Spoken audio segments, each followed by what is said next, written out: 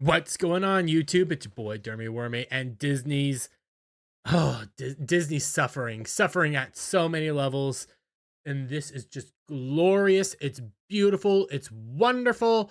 I can't believe this is happening, and this is a creation of Disney's own making. Is probably the proper way to say this.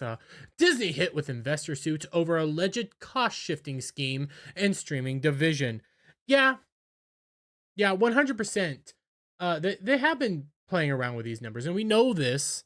And it's kind of obvious, and I get it. It's companies doing what companies do. They pay themselves in order to get the rights to stream something on another platform. But because Disney has been losing subscribers, because how they haven't been really reporting on how Disney Plus is doing, investors are getting angry and upset.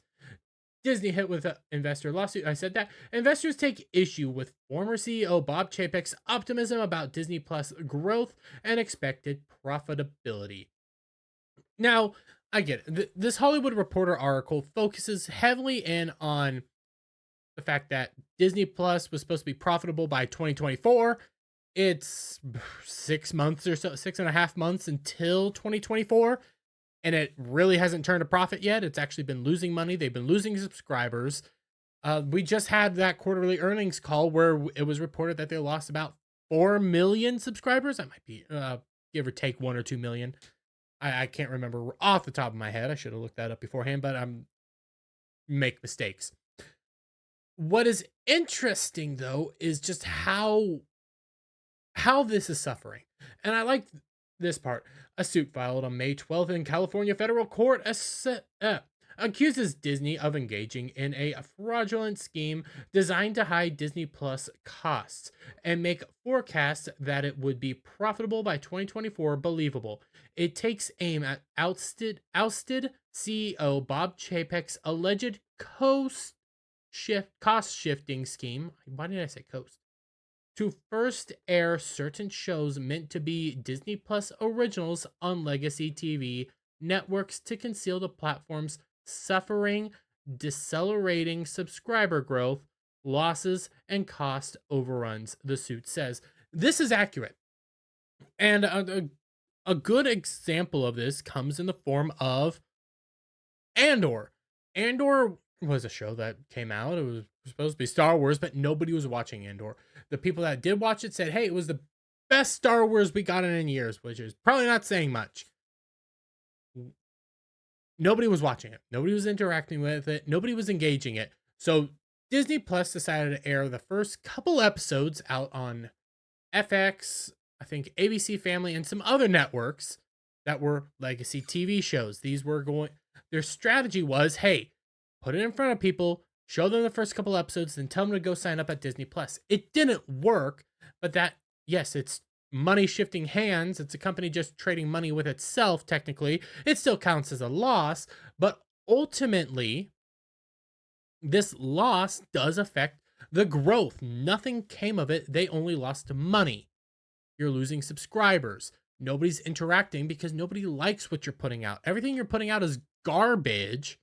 That's why nobody's coming to subscribe. For crying out loud, we just had freaking, what was the last Disney Plus show? God, I'm blanking on it.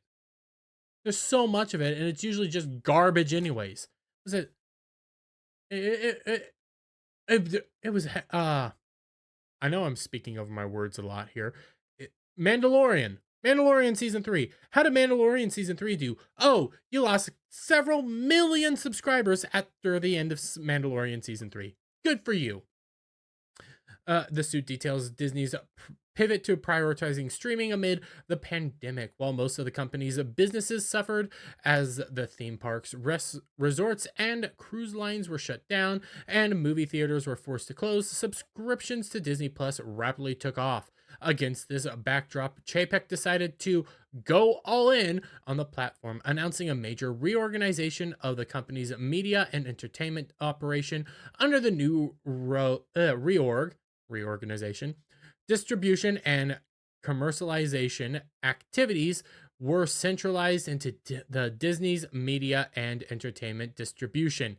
That's a mouthful, ARM, which essentially became responsible for the monetization of all the content globally. Investors say that the reorganization represented a dramatic departure from Disney's historical reporting structure and was hugely controversial with the company because it took power away from creative content focused executives and centralized it in a new reporting group led by Chapek's lieutenant Kareem Daniel, who, alongside his mentor, exerted near complete control over the company's strategic decisions around content.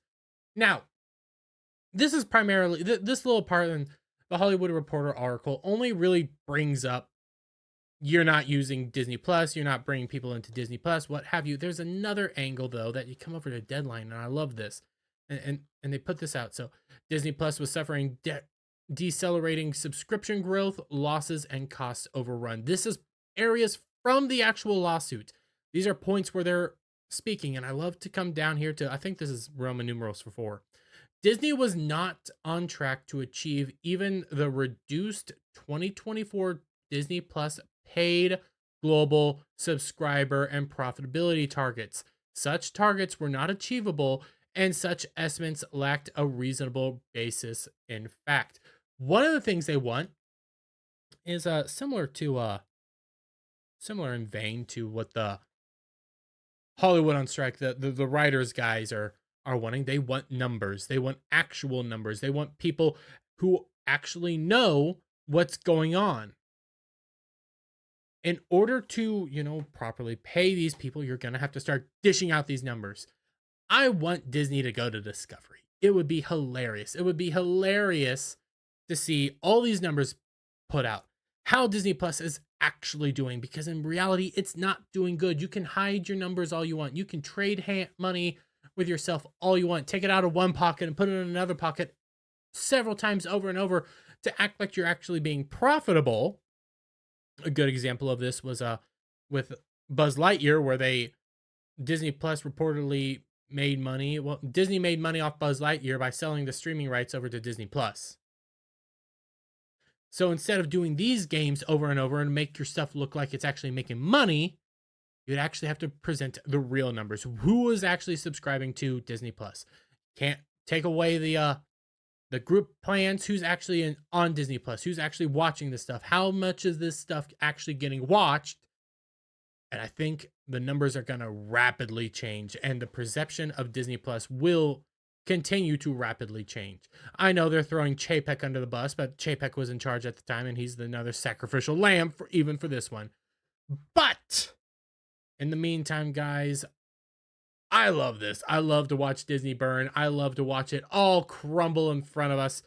And I want to get your guys' thoughts on all this down in the comment section below. If you like this video, give it a thumbs up. Share it out with friends. Hit that subscribe button. Hit that notification bell for every time I put out a new video and go live. And I'll see you all on the next one. Bye for now.